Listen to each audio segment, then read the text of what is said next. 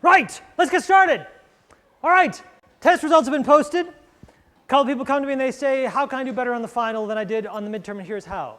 Go to Lisa's office hours and go over your results to the midterm. But why, since it's not a cumulative final? Well, here's why.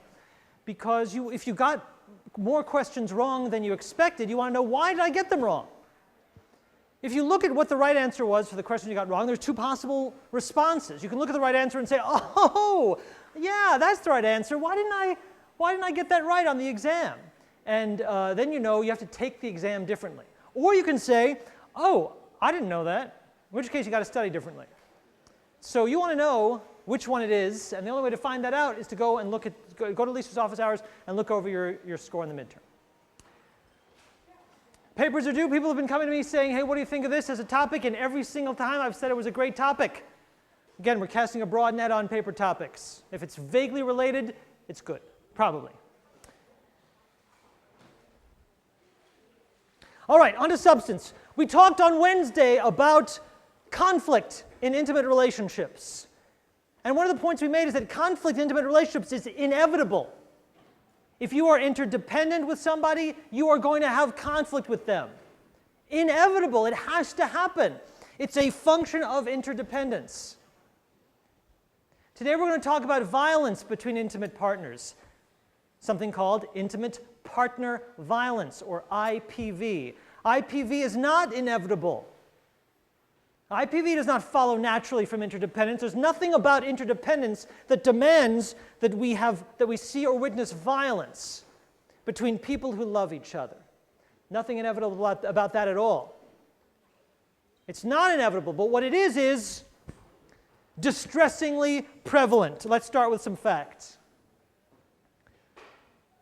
1 to 4 million women are assaulted by a male partner every year, and that's in the United States only.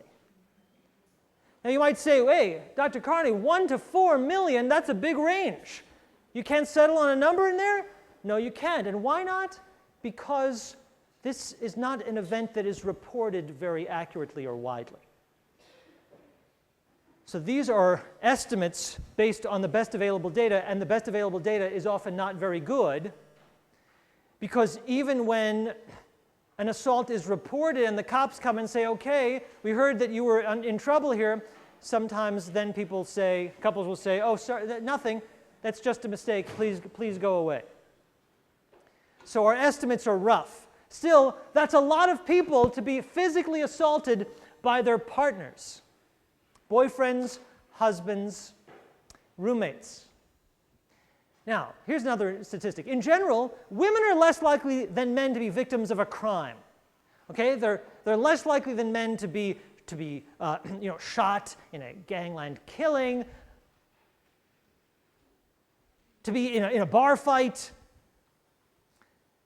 to be a victim of a lot of different crimes. But when the crime is relationship violence, women are 5 to 8 times more likely than men to be victims.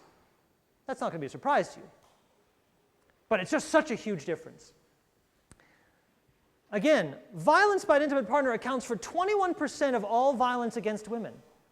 Only 2% of violence against men. So this problem of intimate partner violence is not a problem that impacts men and women to the same degree. What we're talking about is something that is hurting and killing women a lot more than it's hurting and killing men. Men, only 2% of all violence against men is committed by their partner. So if you're a man and you're in a relationship, and unless you're a nervous guy, you're thinking, I wonder where violence in my life is going to come from, chances are it's not going to come from your partner. If you're a woman, you cannot say that with the same certainty. And finally, according to the United States Department of Justice, 33%, that's 1 out of 3, 1/3 of all women who are murdered, 1/3 of all murders against women are committed by that woman's intimate partner. 1 out of 3. That's extraordinary. It's extraordinary. And if we started Wednesday's lecture by talking about how puzzling and mysterious it is that people who love each other sometimes have knockdown, drag-out arguments.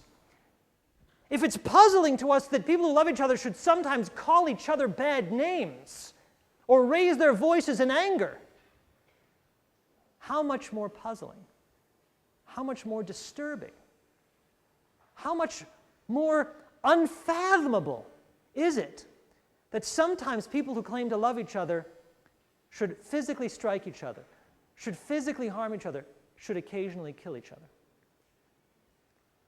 Well, that's the mystery.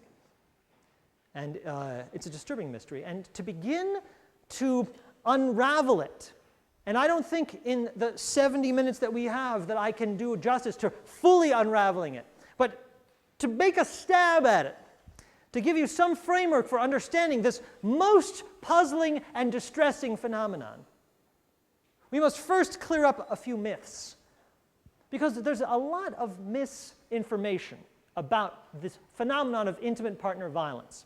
And if I do nothing else today, the goal of this lecture is to clarify so that you can go out and say, well, at least I know what the facts are. So let's clear up a few myths. And one of the myths, obviously, we've just cleared up, which is the idea that intimate partner violence, IPV stands for intimate partner violence, is rare. Now, until the last couple decades, that was the assumption. And that was the assumption behind the fact that intimate partner violence wasn't discussed a lot. It wasn't discussed as a major issue because people thought, well, it doesn't happen very much. It doesn't require a lot of social policy or government intervention or money because it's got to be rare. Only a psychopath, only a drooling, slobbering psychopath would hit his intimate partner. It only is going to happen in these crazy, extreme relationships, and if that's so, then it's totally irrelevant to most of our experience. So we don't have to talk about it. But that changed in the late part of the 20th century, around the 1980s. And this study by Strauss and his colleagues in 1980 was one of the first studies that started to break this open. And Strauss simply did a national survey, a random representative sample of 2,100 adults, but 2,100 regularly sampled adults. So they didn't sample from prisons. They didn't sample from mental wards. He sampled regular adults. And he gave them an instrument called the Conflict Tactics Survey, abbreviated to the CTS. And this survey starts like this. It says, in relationships, people occasionally have arguments, and sometimes those arguments get heated. Here's a list of behaviors that sometimes couples exchange when they're having an argument, and I'd like to ask you to indicate which of these behaviors you personally have engaged in the last 6 months or so. And the behaviors are structured in a kind of interesting way. The first behavior is talked it out calmly. And the next one is, I forgot the next one, it's like, talked about it with heated voices. And each behavior is ranked, so it gets a little more extreme as you go down the list. After the first three, which are kind of all calm, nice things to do, you start getting to a set of behaviors that are classified as psychological aggression. Things like, I walked out, I sulked, I cried, I got angry at my partner. Those kind of psychological things. So then after 9 items of this conflict tactics survey, the first 3 of which are all kind of nice communications, the next 6 or 7 of which are psychological hostile conflict things that we were talking about last time, then it gets to the first physical behavior, like throwing something at my partner. And the next one, I have a list of them in a moment, and it gets more and more extreme. The next one is like, I slapped my partner, I hit my partner with a fist, I attacked my partner, I attacked my partner with a knife or a weapon, I beat up my partner. So by the time you get to the bottom, it's not like you get different answers than if you had just said from the very beginning, when's the last time you beat up your partner? You sort of built up to it. And Strauss wanted to know, well, how many people will admit, when you ask them about their own behavior, how many people will admit, yeah, I've hit my partner. I've hit my intimate partner. And the answer shocked a lot of people. 12% of husbands admitted to engaging in some kind of physical act. That means 12% of husbands said to some kind of physical behavior, or from the weakest to the most extreme, he just lumped them all together and found that 1 in 10, over 1 in 10 in the United States, well, that was astounding. I mean, something that accounts for, think of how many people in this room. 1 in 10, that's not a rare or extreme behavior. That's something that's a major part of people's lives, if 1 in 10 people are engaging in it. And that has to be an underestimate. Because you're asking people to tell you on the phone, yeah, I hit my wife. Sure, I slapped her. Hit my wife. Well, most people, even who have done it, aren't going to tell a stranger on the phone, so that's got to be an underestimate. And people said, wow.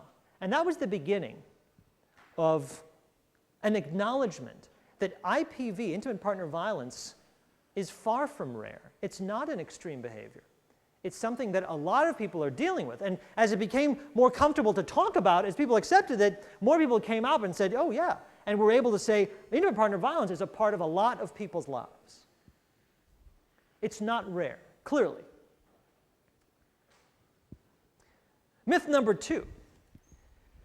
Well, if it's not rare, the myth says, at least it's something that only the least happy people, only distressed relationships engage in. Okay, a lot of couples are violent with each other, are physically aggressive with each other. But you might argue, but those are going to be the really unhappy couples, right? I mean, those are going to be the absolute distressed, worst of the worst couples. And I'd like to believe that. But it doesn't seem to be true. And the data are pretty shocking. I study newlyweds. That's what I study. I collect samples of newlywed couples. And let me tell you something, my newlywed couples, if I haven't told you before, they're happy, happy, happy. They're deeply in love, for the most part. And when I ask these deeply in love couples to fill out the CTS, the Conflict Tactics Survey that Strauss and his colleagues developed, 50% indicate engaging in some kind of physical aggression. 50% of newlyweds. Now, some of my newlyweds are unhappy, like 2%. But the other 48% are saying, I'm happy, I'm in love, and yeah, we've engaged in some physical violence. O'Leary in 1992 shocked a lot of people by showing that high rates of violence in premarital couples who then went on to get married. So this is interesting, because my guess is that nobody's fantasy is to marry someone with whom they have physical fights. Male or female, nobody said, you know what I want to do? I want to marry someone who hits me. It just isn't part of anyone's dreams. For good reason. And yet, O'Leary took a sample of couples who were engaged, and he asked them to fill out the CTS, the Conflict Tactics Survey. And he found high rates of these engaged couples saying, yeah, we have recently engaged in physical violence when having a fight. And then he followed them over time and found that most of those couples got married. They were engaged, and they still got married even though they were engaging in physical violence. Well, that means something's going on here. Something mysterious is going on here. Because if you aren't, and it's, it may be mysterious to you or not, depending on your own experience with intimate partner violence. And I'm not assuming that this room is somehow immune from that experience. The myth is the idea being that you can say, yes, we have fought, and then on the next page say, and I am very happy with this person. The question is, how can that be? How can that be? Well, what kind of fighting are we talking about here? One of the reactions to this work was, you know what, there's a problem with the question.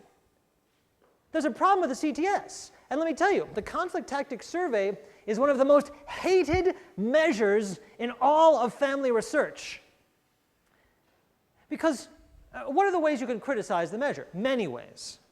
One way is you've only asked people about what behaviors they've engaged in. You haven't asked people about the impact of those behaviors. You haven't asked those people to talk about, like, well, what, did you get bruised? Were you hospitalized? Or were you just sort of slapping each other around? You've watched the television show Seinfeld. Yes? No? Seinfeld? Seinfeld, Jerry Seinfeld and George and the other guy. On the show Seinfeld, which character is most likely to engage in physical violence against the other characters? That would be Elaine, Luke. Exactly right. Elaine, the female character. And what kind of violence? So Jerry's like, oh, I have something to say. And she's like, get out, push. And she pushes. And then you ask on the CTS, when's the last time you pushed your spouse? Well, yesterday. But that doesn't mean that Jerry's going to the hospital. On the other hand, if Jerry pushed Elaine, which he doesn't do very often, there'd be a different impact. So there's been a lot of criticism of the CTS. The other thing is, if you group together all the people who report any physical violence at all, you're grouping together people who say, yeah, I beat up my spouse, versus people who say, yeah, I pushed my spouse. And those might be different things. Let's take a look at what this data tends to look like. So now this is from some data that was collected in Tom Bradbury's lab, that I collected for Tom back when I was a graduate student many years ago. So these are the physical violence items on the CTS that I was telling you about. So you can see how they're ranked. Through something, that counts. Through something, even if I didn't throw it at you, it counts. Why? Because it's saying that I'm capable of doing violence to you. It's a very physically threatening act. If I take a plate and I throw it on the ground, well, I could have thrown it at you. So it counts as a physically aggressive act. Now we get to push, grab, and shove, then slap, a little bit more extreme. Kick, bite, and hit is more extreme. Hit or tried to hit. Not sure what the difference is between this hit and that hit. Beat up spouse, threatened with a knife or a gun, and use a knife or a gun. Well, you can see that this stuff here is very extreme and quite rare in the happy newlyweds that we're studying. It's not that it never happens, even in the happy newlyweds, but it's rare. Yes, what's your name? Melissa.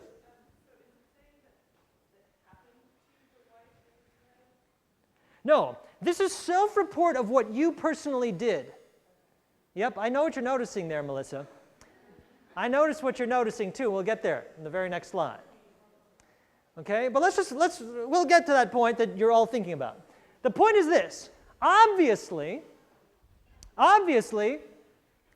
the moderate aggression, and Strauss actually classified these aggressive acts as moderate. He called these things through something, push, grab, or shove, or slapping, he called moderate aggression. Everything above that, he called severe aggression.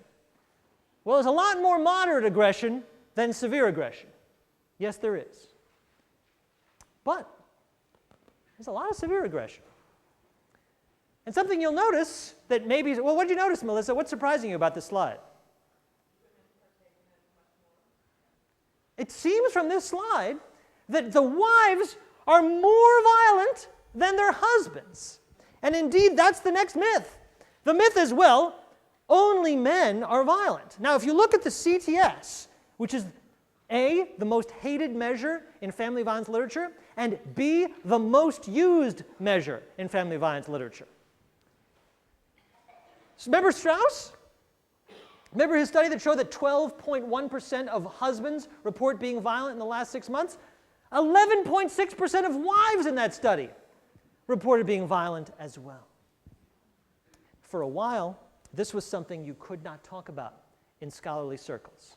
You couldn't talk about it because everyone would jump on you and say, hey, wait a minute, are you saying that women and men, that men are victims too? That it's equal? And that is not what I'm saying, and I don't think that's what anyone's saying. What they are saying is simply that there's a phenomenon here that has to be explained, which is that wives usually score higher on self-report scales of intimate partner violence. And here's 3 studies, each of which show that when you're asking how much did you do, self-reports, wives report more than husbands in all of those studies. Okay, Melissa.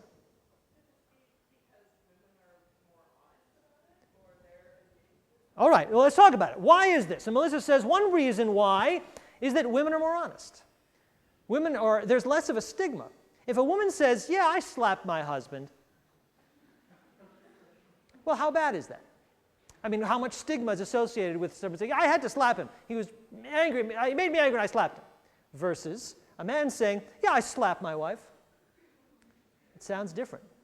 It has a different implication. There's a whole range of connotations that are different for when men or women are doing the same thing. So there may well be differences in reporting bias. I don't think that's the only answer. Melissa, what else you got? Yeah? Just last night.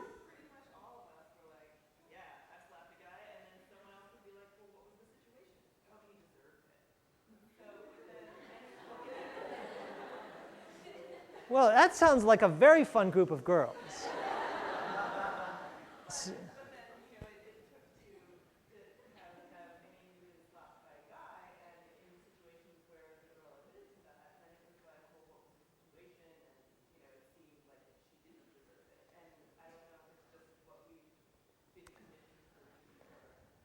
Let us pull back from the issue of deserved it.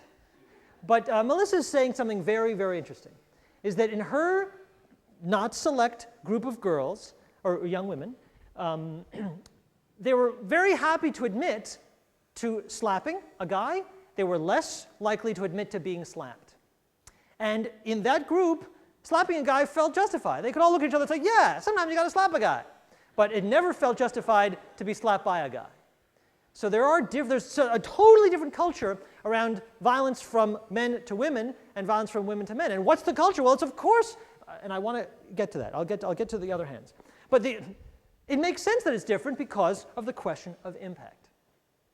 Even if men and women are reporting the exact same behaviors, we know from the slide I showed you at the very first slide today that the impact differs on men and on women, as it should. Men tend to be bigger, men tend to be stronger. When men hit women, women break. And that's not a good thing. So one of the reasons people hate the CTS is that it doesn't ask about the impact of the behaviors. And it just asks about the behavior themselves. And some people say, that is wrong, that's misleading, because it suggests that men and women are doing the same thing, or women are doing it more, when really there's a whole different impact when the violence is against women from men, and that measure doesn't address that at all. A couple other people had comments. I'd like to get to them. Was there a comment over here? Megan? Maybe if women feel more regret. Interesting. It's possible. These days I don't really get at regret, but it's possible. What's your name? Maya. Interesting. So what everyone in this column is trying to explain this behavior as some kind of a reporting bias. Either women have different definitions, so they're more likely to report, or women are more honest because there's less stigma associated, or maybe Megan suggests women have more regrets, so they're like confessing in a way. Is it Jordan?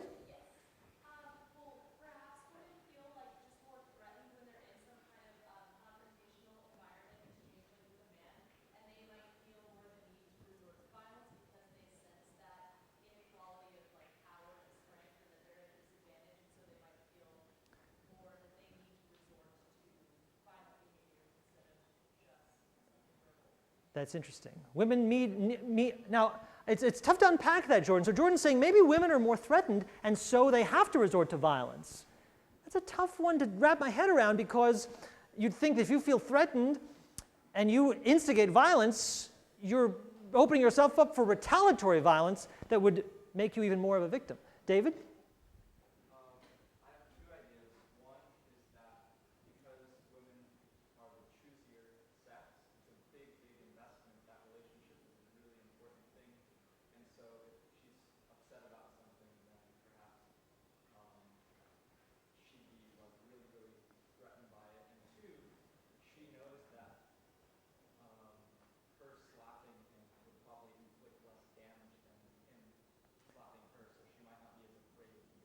That's interesting. So David says, David's first point is, maybe women are more invested in relationships, so they get angrier.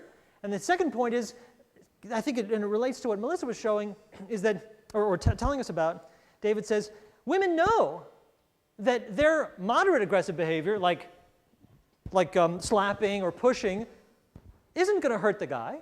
So there's less stigma against doing it. Just like, again, we can watch Seinfeld and see Elaine pushing people over and whatever, punch him on the arm. And nobody's thinking that she's some kind of brute. But nobody punches Elaine. At least I didn't see that episode. Marianne.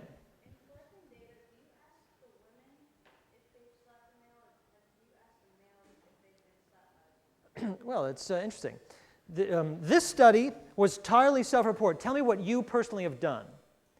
In my research, and which is this study, this study comes from data I've collected, we ask people, how often do you do this? How often did your partner do this to you? And what we get there, by the way, is evidence of an underreporting effect for males. Evidence of an underreporting effect for males. So we've seen evidence that when you ask both people in a couple, women say, yeah, he did it, much more than men say, I did it. There's another issue that didn't come up that I want to point out, which is if you've been hit, and let's say you're a woman and you've been hit, or let's say you're a woman and you're physically threatened, there may be a motivation to fight back. In other words, you might hit in retaliation for being hit. So you would expect, if that were true, a high correlation between the amount of violence that the male reports in a couple and the amount of violence that a female reports in a couple, and that is indeed the case.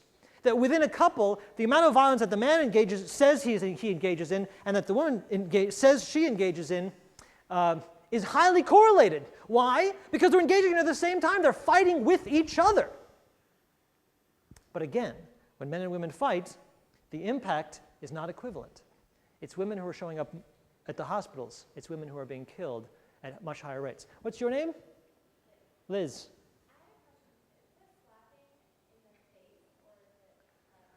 Your guess is as good as mine. Look, that's the question. How often did you do that?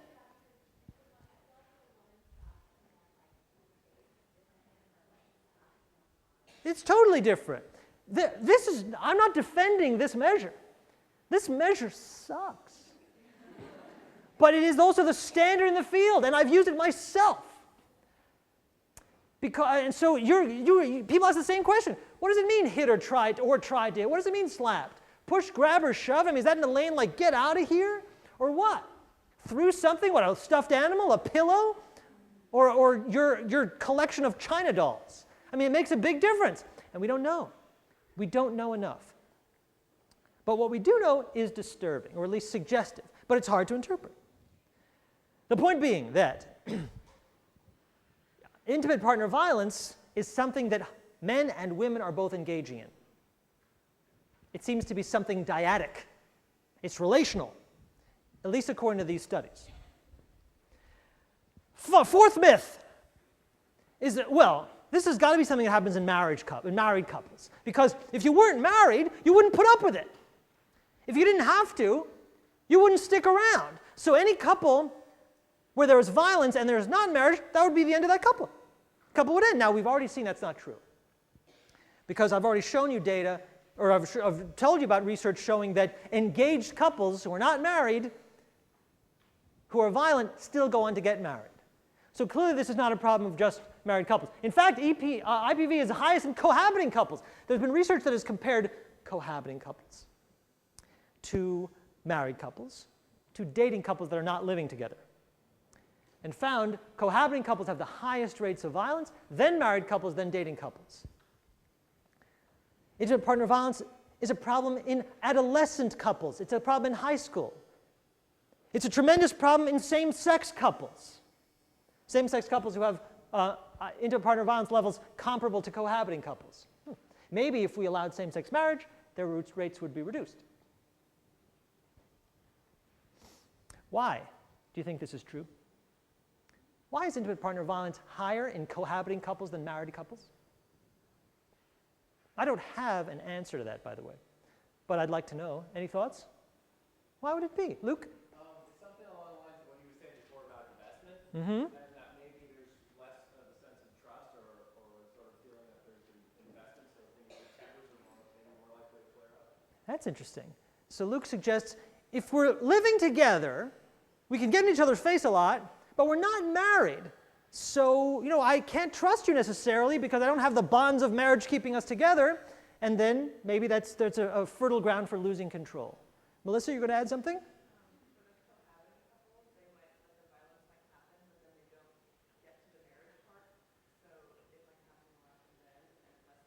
Oh, that's interesting. So Melissa suggests the cohabiting couples who are violent are less likely to get married, one would hope, and so that's why the married couples have lower rates. Although, so 50% of married couples did cohabit before marriage, and that might account for it. It's an interesting idea. What's your name? Hugo? Yeah. Married couples might have more to lose in terms of financial investments. That's interesting. Hugo says if we're married, we're more interdependent. We share, maybe we're more likely to share a bank account, more likely to maybe have children. We have more investment in each other. So I'm less likely to, I want to protect you more. I'm less likely to hit you. Who's that back there? Lawrence. Hi, Lawrence. What's up? Might be children present? You'd like to believe, Lawrence, that the presence of children would reduce intimate partner violence. I'm not sure that's true, but I'd like it to be true. I don't have any data on that. Other thoughts? What's your name? Vicky.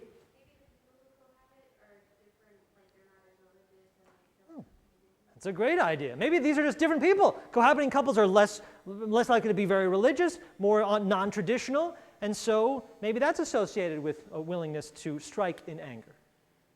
All possibilities. All possibilities.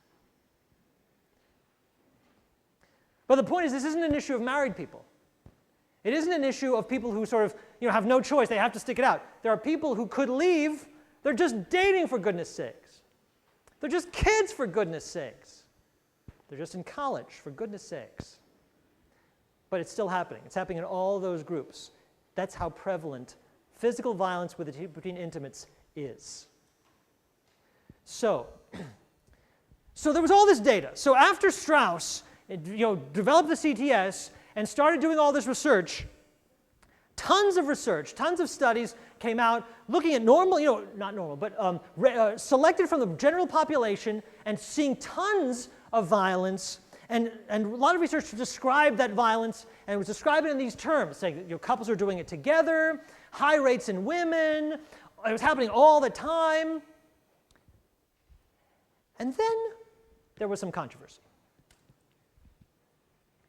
The controversy was that this picture of intimate partner violence is pretty prevalent, pretty mutual, and unrelated to relationship satisfaction.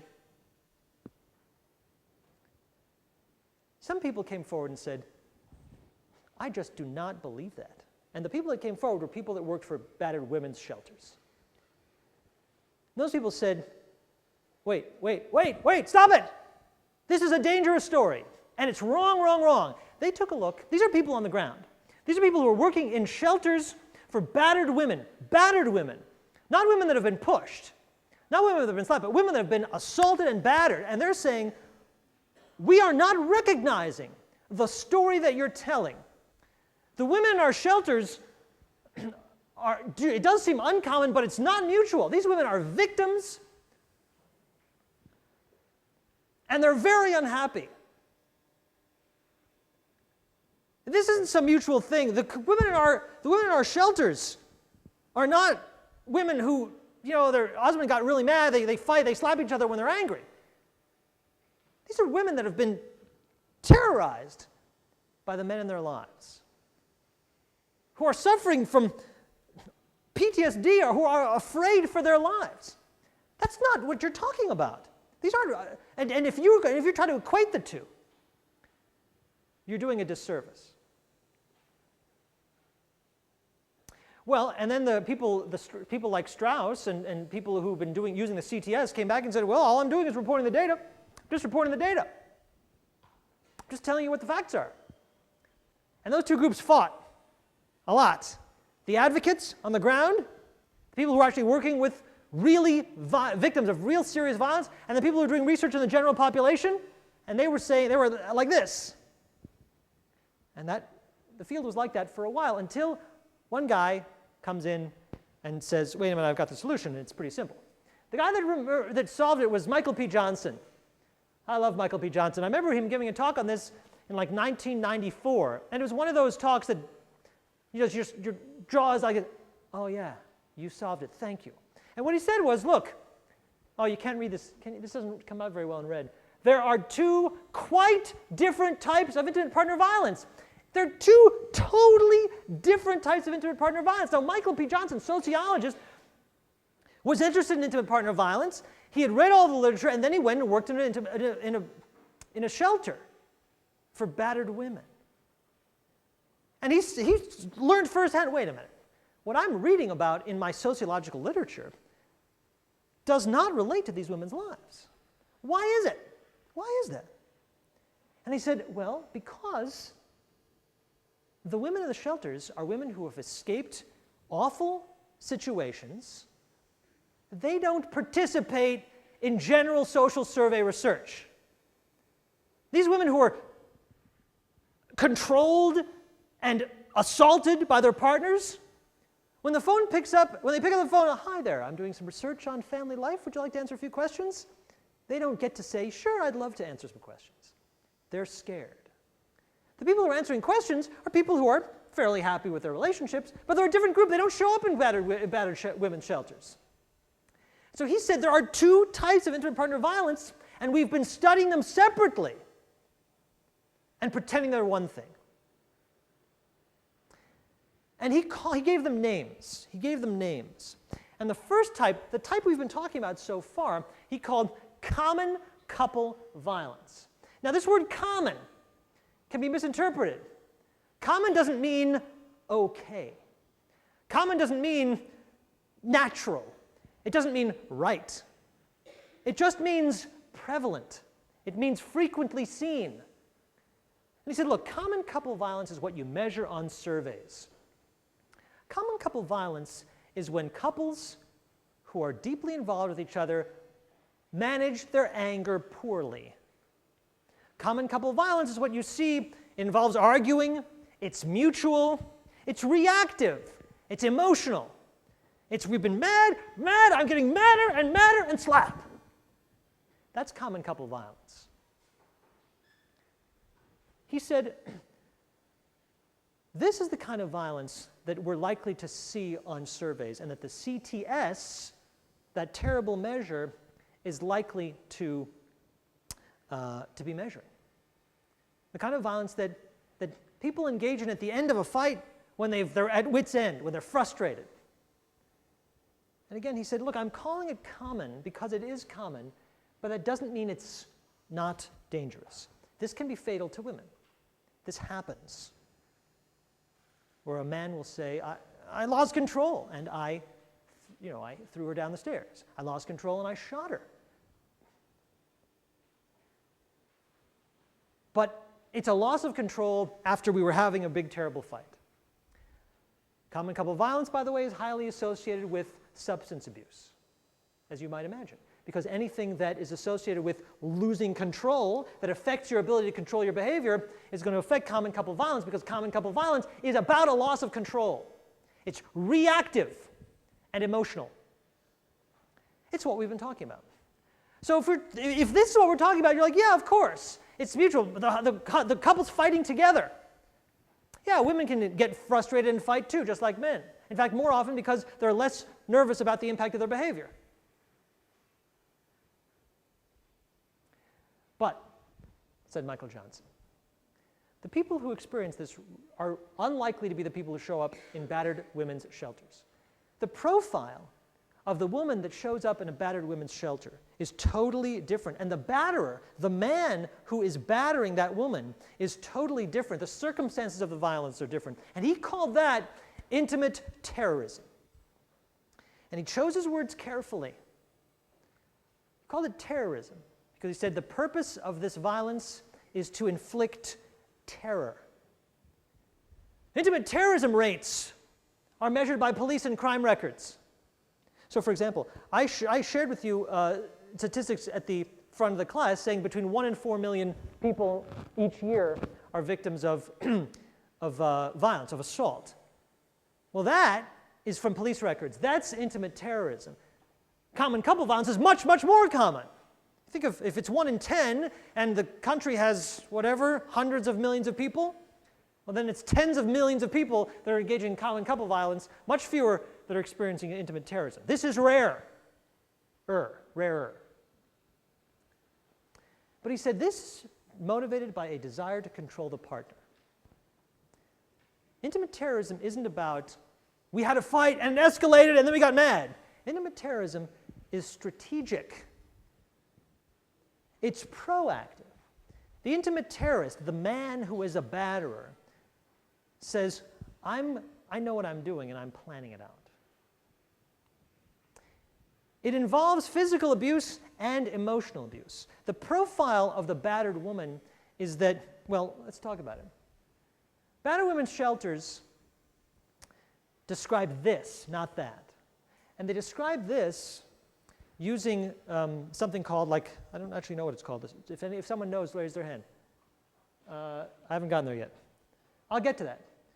I'll talk about intimate terrorism in a moment. But with this distinction in mind, let's talk a little bit more about common couple violence, which turns out to be what we've been talking about so far. Okay? Once we recognize that there's a kind of violence that emerges from a loss of control, it makes some sense that many distressed partners do not view their aggression as a major problem. Why? Because they have other problems. And they don't see the aggression per se as a problem. Now, if you're not in an aggressive relationship, if you've never in your life experienced intimate partner violence, and I hope you never do, you might say to yourself, oh, if my partner lifted a finger to me, that'd be the end. And I hope that you never have to face that. But if you experience it, it doesn't come in a vacuum. So wives seeking marital therapy were asked, what was your most important problem? Why are you seeking marital therapy? 6% of wives seeking marital therapy say that violence is why I'm getting this therapy. But 56% of those same wives say there's violence in the relationship. So now there are wives who are seeking therapy. They're actually saying, this relationship is in trouble and I need help. Oh, really? What's the problem? What's the problem? Well, we've got a problem. And even though this is a violent relationship or it's got aggression in it, very few say that's the problem. Well, what's going on? How can this be? What's going on is that if the aggression is infrequent, if the aggression always happens at the end of a fight, you think, well, the problem is that we were fighting. The aggression, well, you might say, if you're the victim of it, well, he lost control. We've got to figure out a way to not have those fights. If the aggression happens always in the context of substance abuse, you might say, the problem is substance abuse. The problem is he drinks too much. If the aggression happens in the context of a loss of control, the problem might be a loss of control and not the aggression itself. And that might be why it's possible to say, hey, I'm a newlywed, I'm happy. Yeah, we got to work on that loss of control stuff, yes. But we still have generally a good relationship. Indeed, that seems to be what we're seeing in some of our newlyweds, in some of these studies of engaged couples. Couples who are able to say, look, we've got some problems, like poor communication. We've got to work on our communication, yes. But we'll do it. We'll work on it. So here's the question. Are they right? Those happy newlyweds who are violent,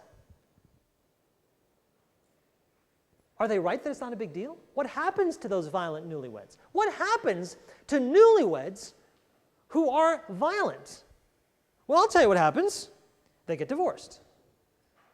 Violence is an enormous predictor of divorce in newlyweds. So if you're newlyweds and you're experiencing violence, it's a big predictor of divorce. But guess what? If you divide up the violent people into moderately aggressive, the yellow line, and severely aggressive, the green line, and compare them to the non-aggressive couples, this is a survival curve. So this is your chance of still being married this many months into marriage. Okay, this is from our own data. So, as newlyweds, everyone's married, 100%. We start with marriage. And then the non-aggressive, the red line, as time goes on, they're more and more, some of them divorced, some of them divorced, and their chances of still being married 4 years later is 62% in this particular sample. The people who were moderately aggressive, so that's the people who were slapping and punching and a little throwing something. And as Liz points out, I don't know where the slap was. I don't know what they were throwing. But that moderate aggression, they looked very similar, 54% survival rate. It's the severely aggressive people who are also happy who don't survive. It's very hard to survive for long. It's possible to be happy in the moment, but that doesn't last. It's fragile. The happiness of people who are experiencing violence is a fragile happiness. Yep.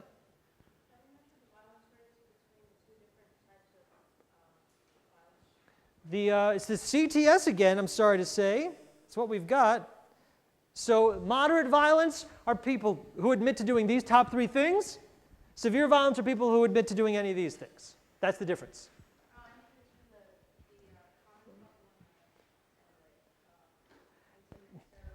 Everyone in this study is common couple violence. This is all common couple violence. These are all newlyweds on the CTS. None of these are battered women. These are couples who participate in marital research. The couples who say, yeah, I'll be in your marital study, those aren't battered women. That's common couple violence. So this is all common couple violence. My point of this slide is common couple violence has consequences. Common couple violence predicts divorce. It really predicts divorce if it's severe. That is my point.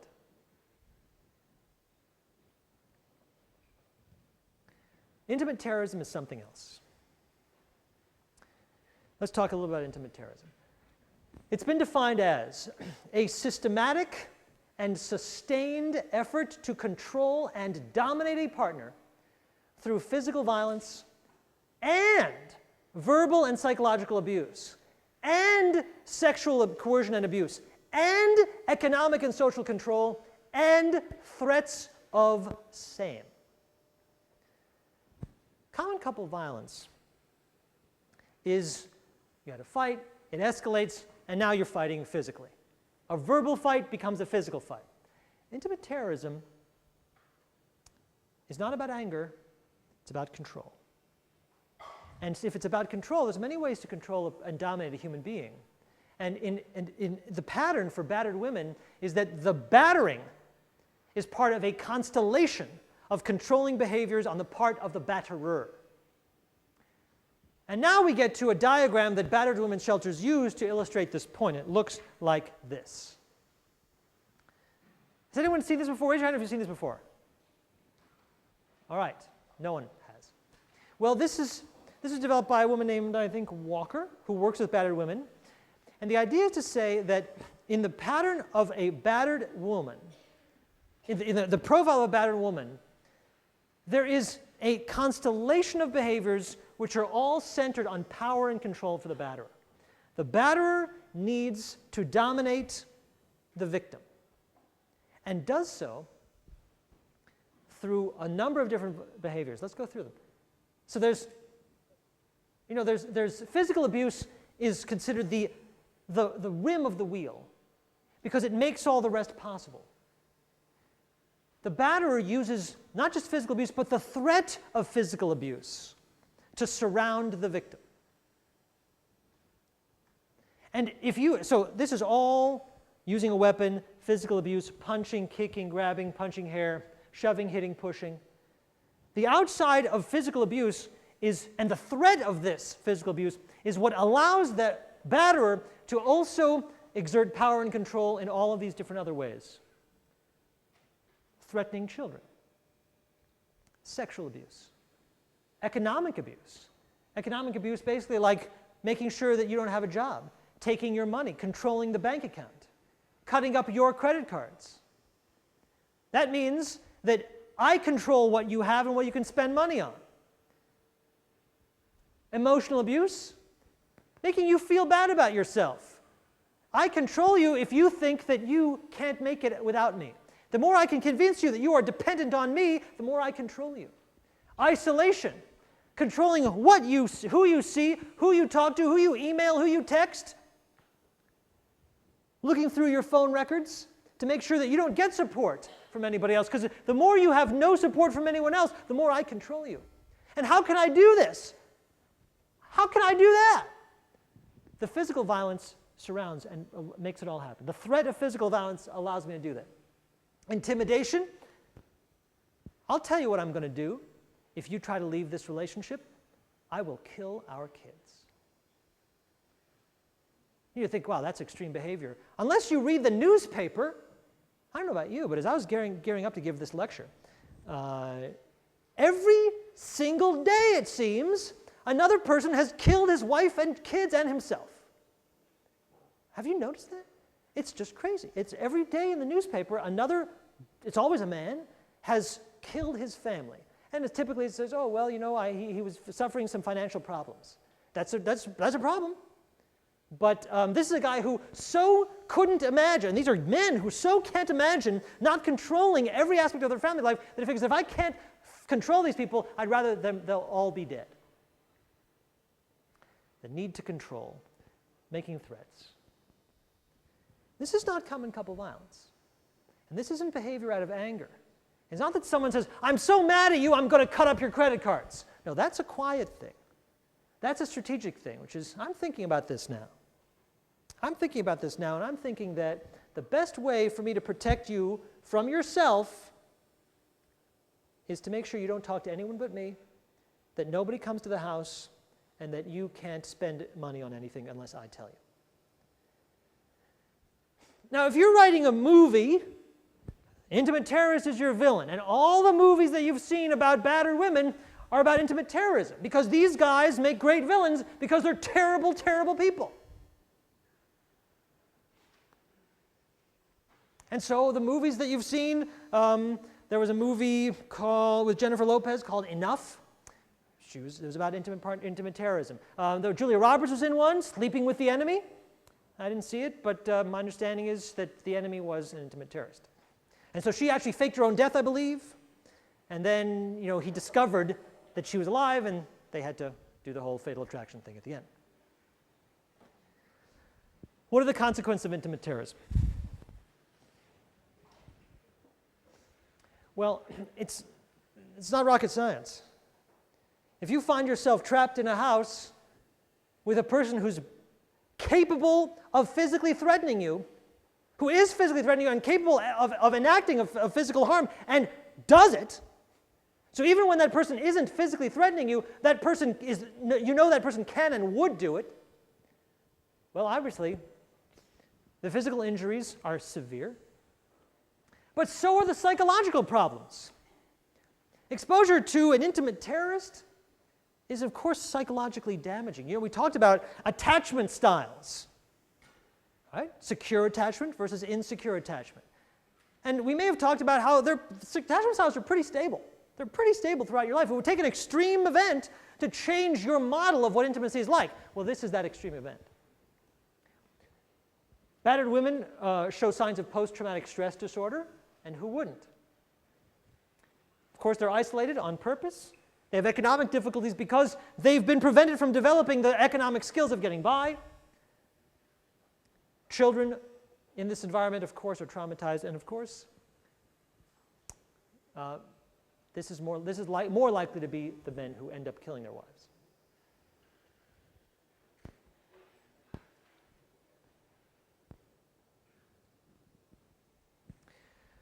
So how does it happen? You know, how does it actually go? How does anyone put up with it? Why would anyone stay 1 minute after the first assault? Why not just escape? What's the psychology of it? Because as we know, a lot of women who are battered, many return to the batterer. And I think that the latest story in the news, I mean, every year, it's very easy to find new stories. But the latest story of something like this is that woman, singer, what's her name? Rihanna. Now, I haven't followed it closely because I don't have any idea who she is. But my understanding is she's a singer, and she is in a relationship with another singer. Am I right? And she was battered by the male singer. Please, if someone wants to tell the story that knows more details than me? The point, yes, Heidi? Basically what happened is he was getting calls from his ex-girlfriend all night, and Rihanna had noticed before all that happened, Chris was notorious for pushing her, and she would slap him in the face or in the arm when he would push her, but he never did it. And he's also the son of a battered woman. And he said in an interview with Tyra Banks at one time that he would never hit a woman. This is in the beginning of the third. And I know a lot about Pinocchio, if you're wondering. I'm just like really people. Anyway, so the night of everything, they had had an argument before they went to the party. He had been receiving calls and calling his ex-girlfriend to make her jealous. She got jealous. She pushed him. He pushed her. People saw it. They decided to leave the party together in the car. He decided to speed down the street dangerously. She tried to grab the wheel. He pulled over to a gas station. His credit card didn't work. Now he's more agitated. So he leaves the pump with like Gas thing? the gas thing is still on the ground.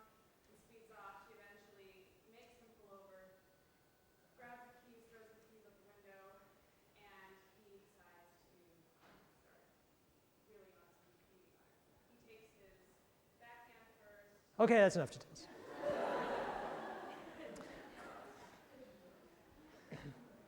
What's that an example of? What's that example of? Common couple violence. Textbook common couple violence. And it's a great example for the class because it's extreme. It's very bad. It's very dangerous. But it's not intimate partner terrorism. Heidi. Beg to differ, please. He was notorious for controlling her at parties. She would have a discussion with someone about work and he thought that she was sleeping with that person. Oh, interesting. Made her less sociable at parties. If he wasn't there, she was very sociable, got a lot of work done. If he was there, she didn't really talk that much. Very interesting. So Heidi says, I respectfully beg to differ, and she points out that he was quite controlling, actually. Controlling her, tried to isolate her socially, which is consistent with intimate partner terrorism. Very interesting. So, and by the way, I wouldn't expect that the line between common couple violence and intimate terrorism is, some black and white huge divide. There's going to be some overlap. In any case, what's this? The same woman, Walker, who developed that circle to describe the battered woman and the battered cycle that keeps it alive, described the cycle of violence in battering relationships, and that captures some of the psychology of these relationships. That gives us a little bit of insight into how they can last. Again, you want to talk about. Let's just go through her cycle. She says what happens first is a stage she calls tension building. And that's when the male hostility escalates in the form of angry outbursts. So this is a period in the relationship where the man's saying, like, hey, you're getting on my nerves, and where threats escalate.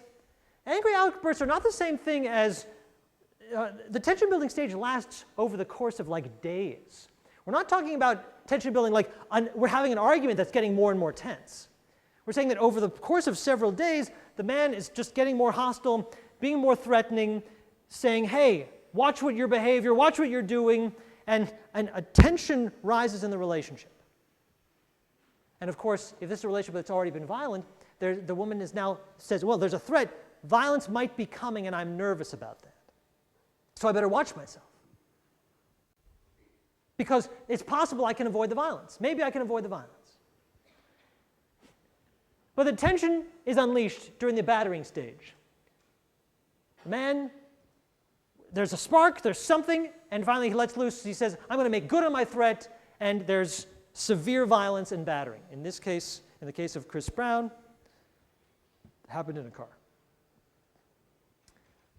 But what Walker says is crucial about the cycle of violence is the contrition phase.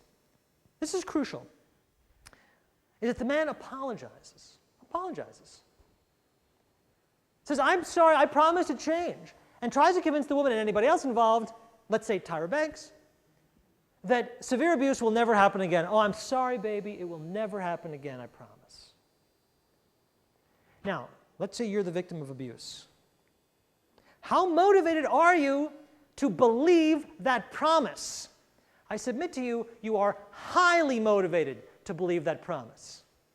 If you're the victim of intimate partner terrorism, and you have been socially isolated, and you've been threatened, and you have a guy who you know is very out of control and is willing to commit terrible acts against you and your loved ones and your pets and your children, and that person says, I promise I will never do it again, I submit to you that you are highly motivated to believe that promise. You want it to be true. And indeed, a temporary calm is restored. Hey, maybe it's really great. Suddenly, you're having great sex, like, oh, this is the man I fell in love with. Yay! This is the man I want back. Reward. You are rewarded for forgiving him. The problem is that this is about control. And the batterer's need for control is impossible to assuage. You can't fill that hole. It's bottomless. So the cycle begins again. More tension. He'll see something that he realizes, wait a minute, I don't control you completely, because you can't control someone completely. The tension building stage builds again, and you're into the next cycle. And this is not an uncommon description of the cycle of violence in battered situations. You see the psychology. The psychology is there's a threat that keeps you there during the tension stage. You're thinking, no, maybe this time it'll be different. I want it to be different, but then it isn't different. And it's this apology phase that keeps the cycle alive.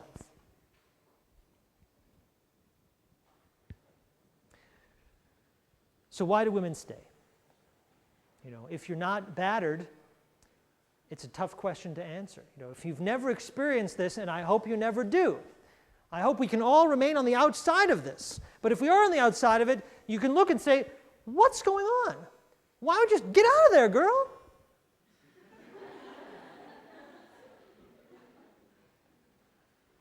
The old idea,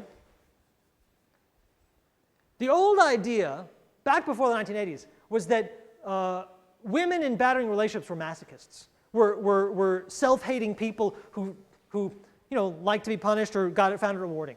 That was the old idea. That the victims, were somehow sick in the head. Nobody believes that anymore. At least nobody reputable believes that anymore.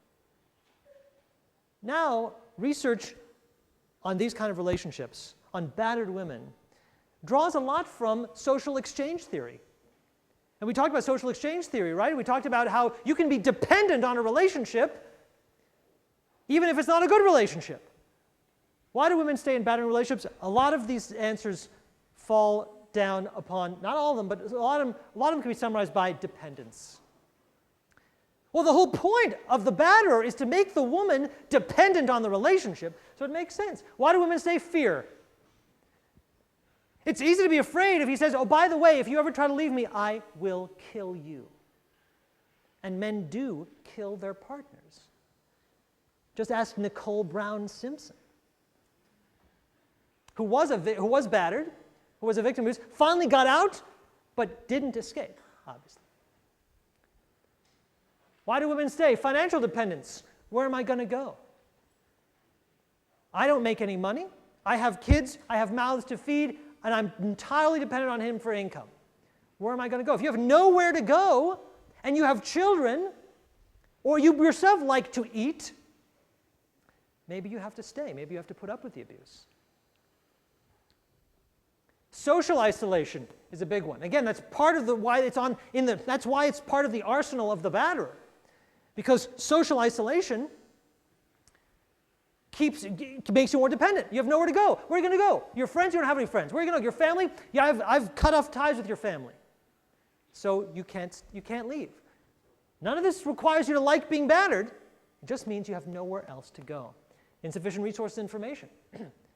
Well, you can go to a battered women's shelter only if you know where the battered women's shelter is. Only if you know that there is a battered women's shelter. And many battered women don't have access to that information. Well, why don't you Google it? You know, there's an obvious answer. A lot of women are prevented from getting this information. There's such a thing as passivity and learned helplessness. If someone has told you over and over again,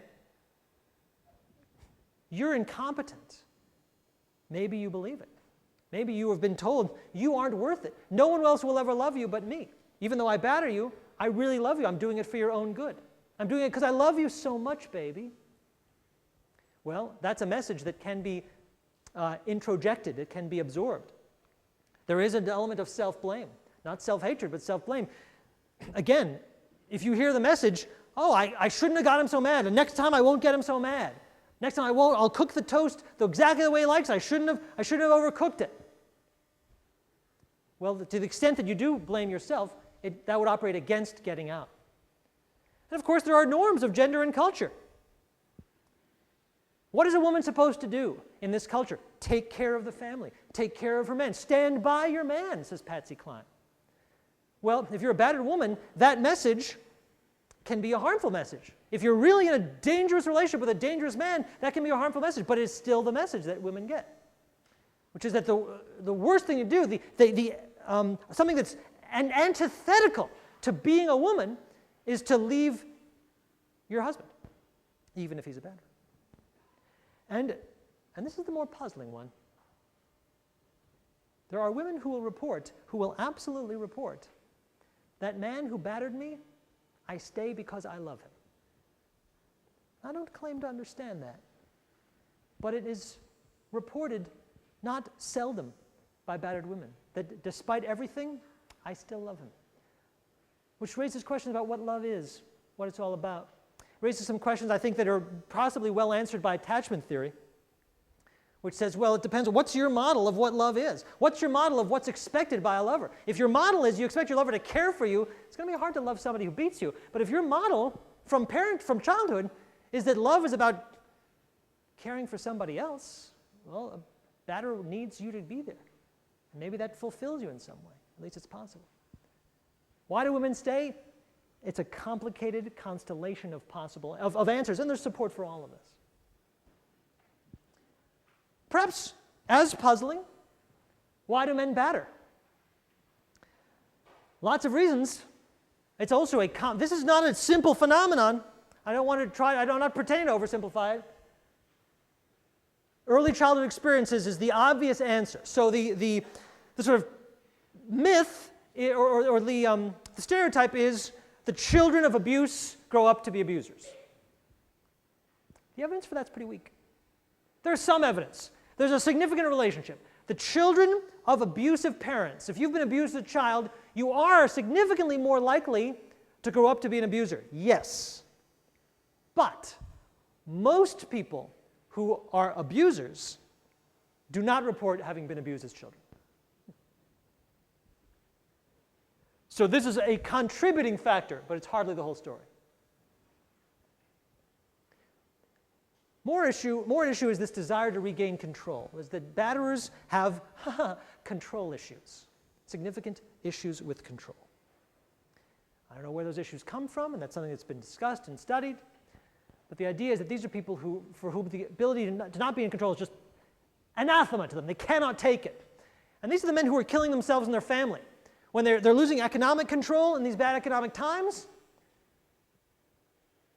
and not only can they not survive a moment of life, but they can't bear the idea that their family will survive without them ruling the day. Traditional gender roles play a role. Batterers tend to be highly invested in traditional gender roles that say the man is the head of the household, the leader of the ship of the family.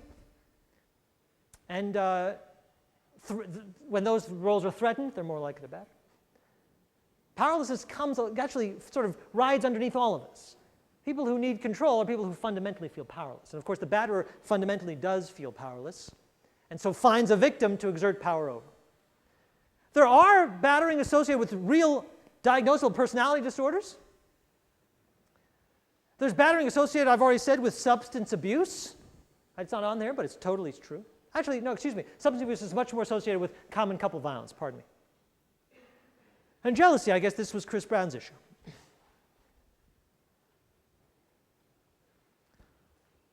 Doesn't solve the puzzle. Gives us a direction. Doesn't solve the puzzle. But before we go, let's say, so what are we going to do about it? What can we do about it? What can we do to help couples who are experiencing violence? We'd like to help them. Nobody in the world is arguing in favor of violence between intimates. It's bad. Violence between intimates is a bad thing. But helping them is going to be a complicated thing because one size does not fit all. And this was the problem that Michael Johnson was trying to address. Michael Johnson was trying to say, look, if you take advice geared towards and developed from research on common couple violence, and you apply it to intimate terrorism, you might be in trouble. Because what should we do for people who are experiencing common couple violence? Well, anger management might be a good idea.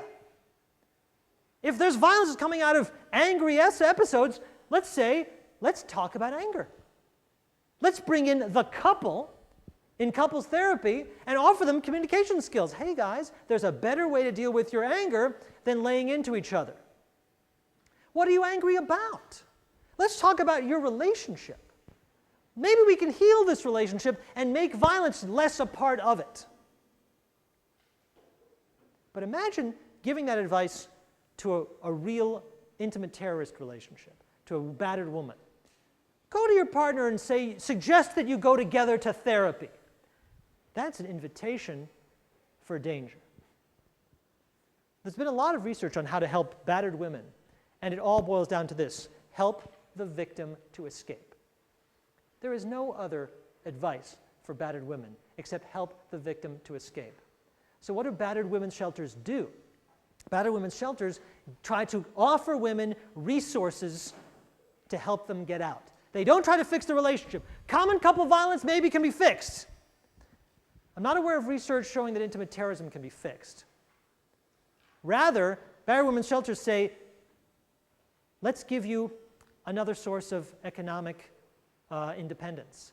Let's give you a cell phone. Let's give you resources of places you can go to escape. Battered women's shelter says, here's somewhere you can go where the address is secret. Nobody knows where you are. Let's establish a new identity for you. Common couple violence you can fix with anger management. For intimate terrorism, help the victim to escape. That's as far as we've gone on that. Class dismissed.